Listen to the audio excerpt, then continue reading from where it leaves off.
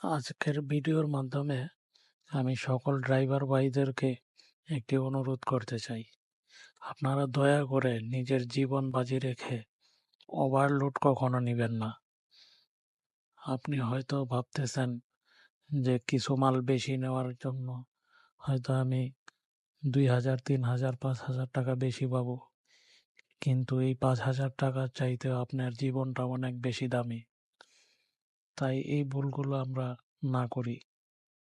আমরা অনেক সময় চিন্তা করি যে এই মাসে আমার হয়তো 20,000 টাকা ইনকাম হয়েছে বা 30,000 টাকা ইনকাম হয়েছে, এই টাকা আমার সংসার চলবো না। তাই একটু বেশি ইনকামের জন্য আমরা প্রত্যেকে এই ভুলগুলো করে থাকি। এগুলো থেকে সাবধান থাকবেন। এই যে যেই গাড়িটা আপনারা ভিডিওতে দেখতেছেন